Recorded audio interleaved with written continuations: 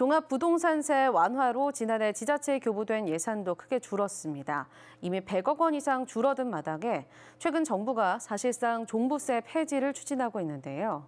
재정이 열악할수록 종부세 교부금을 더 많이 받는 구조에서 특히 재정 자립도가 낮은 강원도시군의 타격이 클 수밖에 없습니다. 김도균 기자가 보도합니다.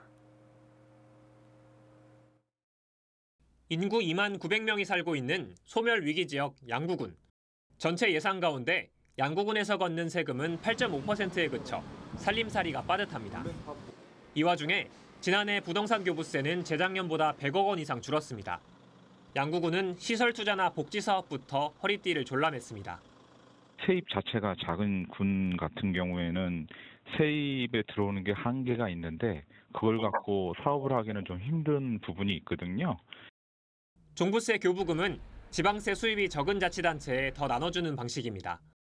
그래서 재정 자립도가 10%를 밑도는 양구와 화천, 인제의 타격은 더 컸습니다.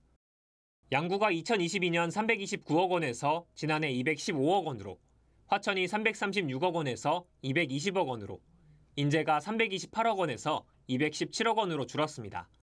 1년 만에 각각 113억, 115억, 111억 원이나 줄어든 겁니다. 양구는 부동산 교부세가 차지하는 비율이 지방세 수입의 무려 80%, 화천은 71%, 인제는 53%에 달해 교부금이 줄면 재정이 휘청일 수밖에 없습니다. 강원도 전체로 보면 6,195억 원에서 4,054억 원으로 1년 만에 2,100억 원 이상 줄었습니다. 2022년도에 6조 7천억 원이었고요. 23년도에는 4조 2천억 원 정도였습니다. 즉 37.6%가 한꺼번에 감소를 했는데요. 이렇게 되면 우리 지방 같은 경우에 결정적인 영향을 받습니다. 정부는 최근 주택가격 안정 효과가 미미하다는 이유로 종합부동산세 제도의 사실상 폐지를 추진하고 있습니다. 종부세 폐지는 지방교부세 감소로 이어지는 만큼 열악한 지방재정이 더 나빠지지 않기 위한 대응책이 필요하다는 지적이 나옵니다. MBC 뉴스 김도균입니다.